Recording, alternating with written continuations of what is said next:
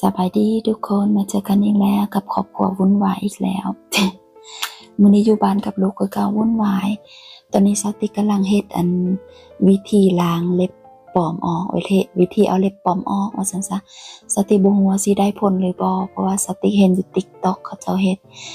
เขาเจ้าว่าเอาน้ำอุ่นกับน้ำยาล้างจานแล้วก็อีหยังวะน้ำล้างจานกับน้ำมันแล้วมาค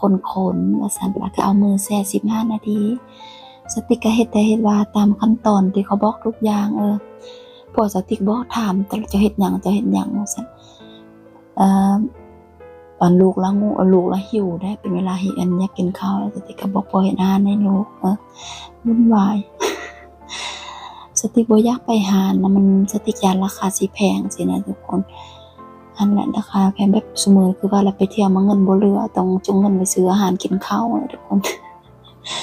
แบบสิใส่เงินสุรุ่ยสุร่ายคืออยู่ลาวบ่ได้ทุกคนก็คือว่าอันนี้สติกเฮ็ดเล็บแล้วสติกไปลาวแล้วไป7 อาทิตย์สติกเฮ็ดเล็บ2 เทื่อได้ทุกคนนะสติกเปลี่ยนทุกคนที่เบิ่งคลิปวิดีโอสติกน่าจะเห็นนะทำอีกสติกจะเฮ็ดเล็บแบบมีดอกไม้นะแต่สีคือเก่าได้ทำอีกแล้วบ้านนั้นสติกก็เปลี่ยนมาเฮ็ดเล็บธรรมดานี่เล็บอันนี้นี่เทื่อทำอีกแล้วสติกเฮ็ดอยู่เวียงจันทน์ราคา 200,000 ราคาคือกันเป๊ะอยู่เวียงจันทน์ราคา 250,000 บ่ 200,000 สติกลืมแล้วก็น่าจะ200,000ติบ่200,000คือกันแต่ลืมละหลายมื้อแล้วเด้โดนแล้วเนาะเดือนปลายแต่อยู่โรงพยาบาลก็แม่น200,000อันนี้จื้อ 100% 200,000แบบอยู่เวียงจันทน์เฮ็ดทางเฮ็ดแต่มือแหละบ่ทางตีนเฮ็ดแต่มือเนี่ยน่ะ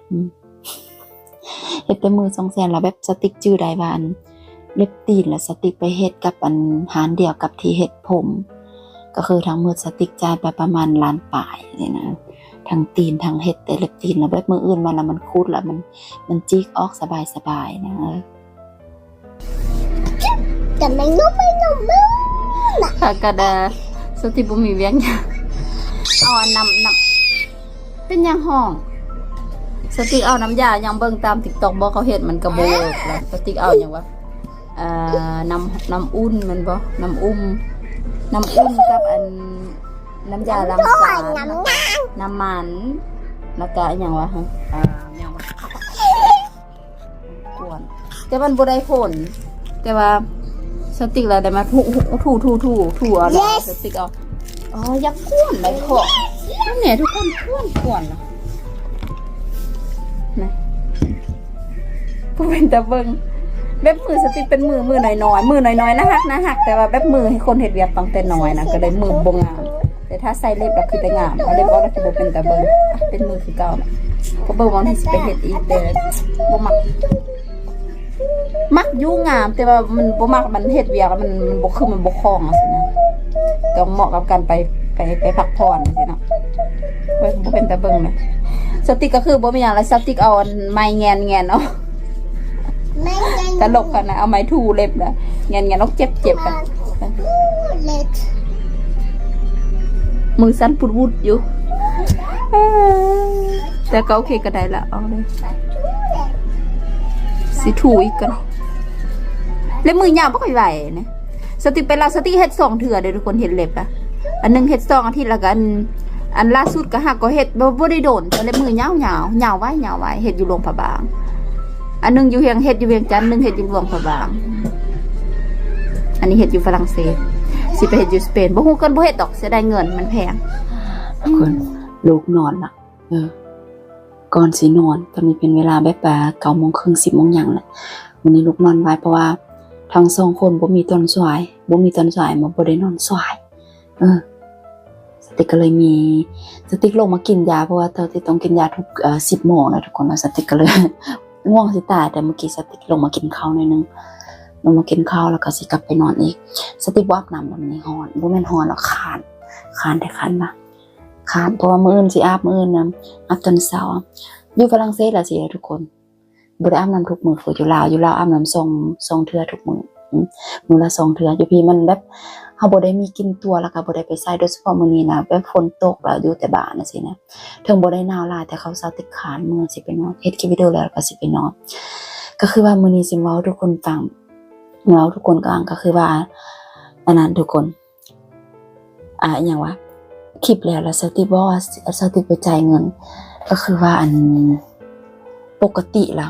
ในฝรั่งเศสล่ะอยู่อันโรงเรียนค่าโรงเรียนสิล่ะบ่ว่าค่าโรงเรียนค่าเด็กน้อยล่ะค่าโรงเรียนโอเคโรงเรียนนั้นรัฐบาลมันฟรีแต่ว่าเราต้องได้จ่ายเข้าว่าจ่ายกองตีนแล้ววันนี้เราทุกคนจื้อบ่สติกหยุดเวียกสติกหยุดเวียกหยุดอันเจ็บมือละอาแคดมาลาทีละทำอีกสติกหยุดเวียกธรรมดามันบ่ธรรมดาโอเคหยุดเวียกธรรมดามาลาดีธรรมดาว่าซั่นซะแล้ววันนั้นเราสติกก็ได้เงินแม้กันน้อยแบบมันได้เงิน 50% 50%ของเงินเดือนเสียนะคนของเงินเดือนแล้วบัดวันนั้นเราสติกเจ็บของสติกล่ะสติกก็แล่นไปแล้วหลายอย่างเฮ็ดหลายอย่างถามมาถ้ามันเป็นเจ็บไข้ที่มันเป็น professional ก็คือว่าการเจ็บที่มาจากวิชาชีพสิแล้วโอเคแล้วก็ได้พรไปแล้ววันนี้เราเขาจะจ่ายเงินย้อนหลังให้สติกจ่ายเงินย้อนหลังสติกแล้ววันนี้เงินเดือนสติกละประมาณมันละขึ้นหลายเกินเพดานเดือนนั้นนะแต่ว่าเมื่อก่อนแต่เดือนเดียวแล้วขึ้นเกินเพดานแล้ววันนี้ราคาอันอีหยังค่าอาหารลูกของสติกละขึ้นแต่ว่าปกติมันจะมีลิมิตแล้วโอเคครอบครัวได้ที่แบบมีเงินเดือนแบบอันซ้ำนี้ลูกละสิแบบเด็กน้อยเลยที่ไปเข้าเรียนสิมีแบบมื้อนึงแล้วมันสิมีกำหนดมื้อนึง1 ยูโรบ่1 ยูโร20สิแน่แล้ววันนี้ละสติกละมื้อวันนี้ละเริ่มตั้งแต่ที่เขาเจ้าจ่ายเงินให้สติกจ่ายเงินย้อนหลังสติกละแบบค่าอาหารลูกของสติกละขึ้นแบบคูณ2เลยทั้ง2คนคูณ2ทุกคนจังใดสติกเลยเจ็บหัววันนี้สติกมีหลายอย่างเฮ็ดทางคุณผัวแล้วมีหลายอย่างเฮ็ดต้องไปล้มเท้าเพราะว่าสติกความจริงบ่ได้มีหยังเปลี่ยนเลยก่อนนั้นสติกก็แบบคือเก่าแบบเงินสติก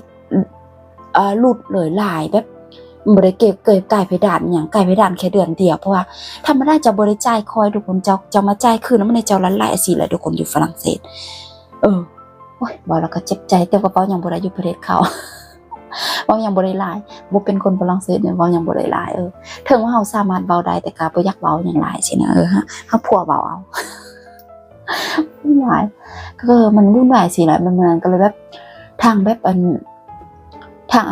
ทาง2เลยทางโรงเรียนแล้วก็ทางซ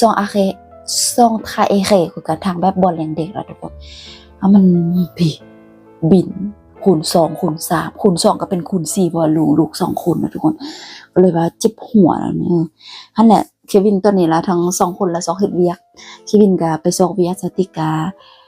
กามันคือว่าอะไรมันสติกายังเจ็บอยู่คือเก่าแล้วก็มันก็เจ็บยังก็เป็นกึกกักอยู่นี่คือเก่าแล้วแบบมันเป็นน่าจะเป็นตลอดชีวิตของสติกอย่างที่บอกสติกบ่อยากผ่าตัดปัญหาของสติก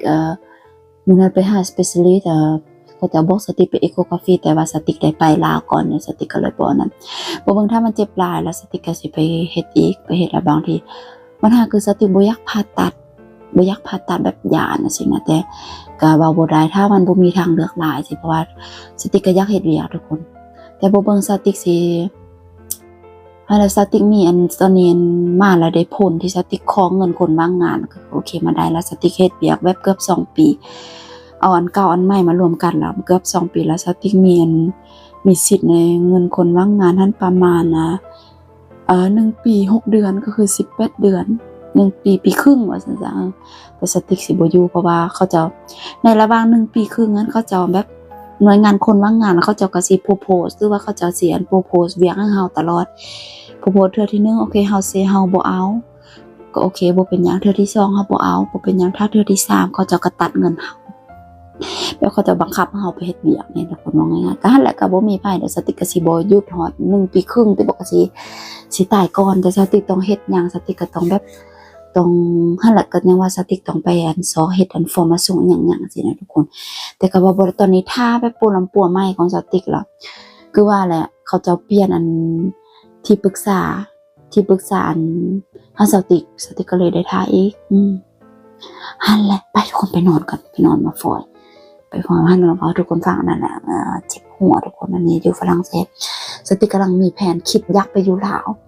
คิดกับผัวโอเคสิมีใช้เวลาจักปีทุกคนคิดว่าใช้เวลาจักปีสิเฮ็ดเวียกทั้ง2คนหาเงินถอนไปอยู่ลาว ถอนซื้อบ้านกำลังมีแผน